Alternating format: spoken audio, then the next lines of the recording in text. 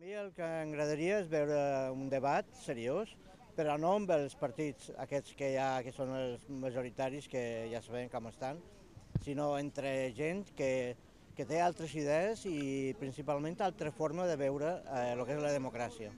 Me gustaría ver más programas culturales y entretenidos. Las noticias reales, las noticias verdaderas de lo que está sucediendo en el mundo. Pues programa de crecimiento personal, que ahora hace muchísima falta. Programas y series de humor.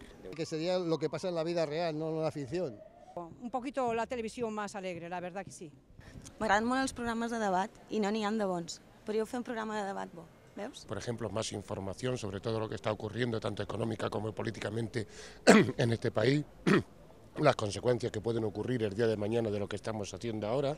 Es decir, todo eso me gustaría verlo con más claridad y con más número de detalles. Programas, por ejemplo, de arte, que es lo que yo hago, tratar de que un programa instructivo que por lo menos le enseña a los demás qué significa el arte en contexto general, ¿entiendes? Los programas que menos me gustan son esos de prensa rosa, eso los quitaría. Reportajes, lo que me agrada més.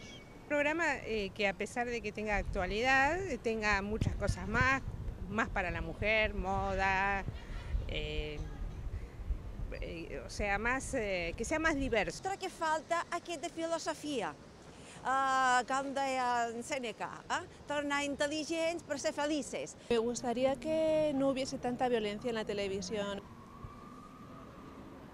Pues me gustaría ver un programa de televisión en el cual dijeran verdaderamente toda la verdad que hay por todos los sitios, de política, de corrupción, por qué los bancos están así, están así, o sea, la verdad. Bueno, sí, más que nada cultural, que hay poca cosa. Programes que no siguin crítiques cap a altres persones, com per exemple Telecinco i programes d'aquests com es mengen el coco a la gent.